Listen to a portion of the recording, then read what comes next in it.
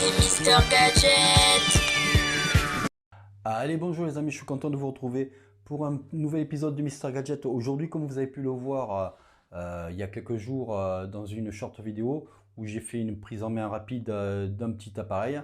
Voilà, ce n'est que le détecteur 5 en 1 de chez Parkside qui est équipé d'un laser et nous allons voir ce qu'il vaut. Allez, c'est parti, déballage.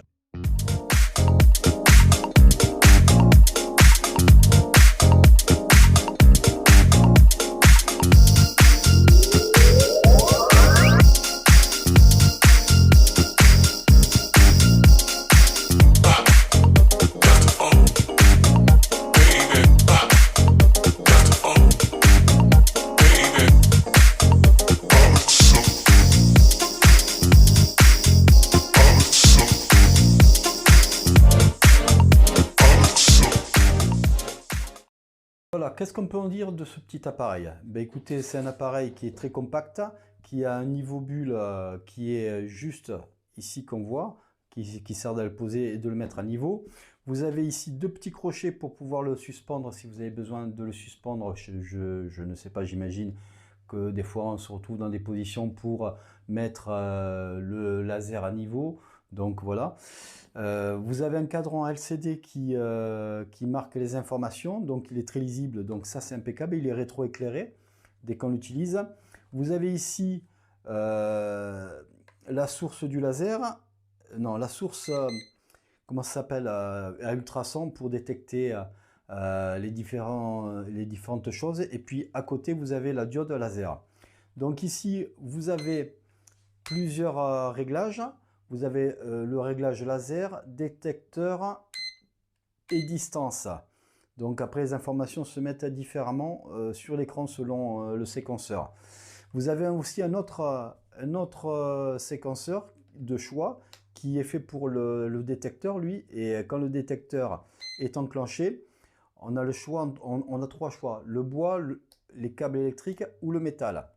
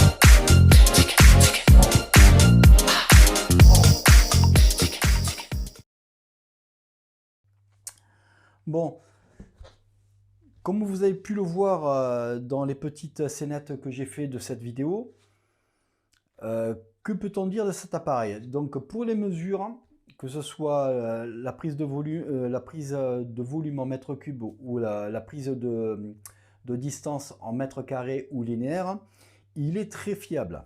Donc de ce côté, il est très bon. Le laser, il est basique. Il y a juste une ligne. Il n'y a pas le système en croix comme il peut avoir sur certains lasers.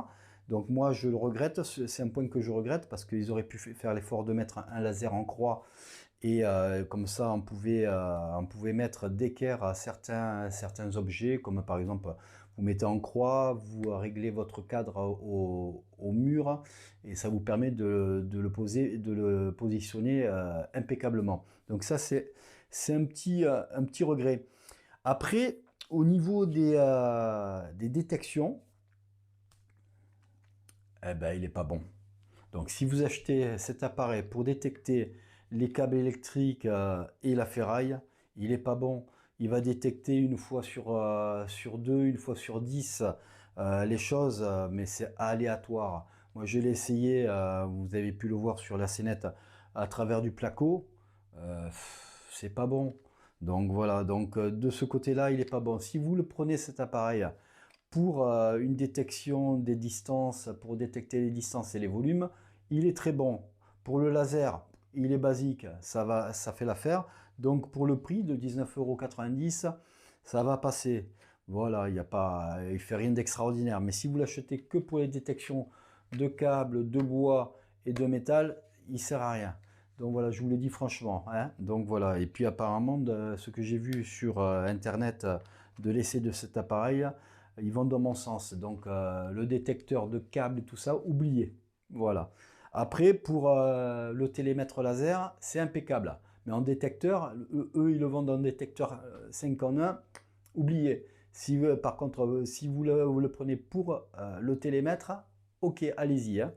Voilà ce que on peut dire de cet appareil, c'est-à-dire le Parkside télémètre détecteur 5 en 1 avec laser. Voilà, pour moi, je suis mitigé.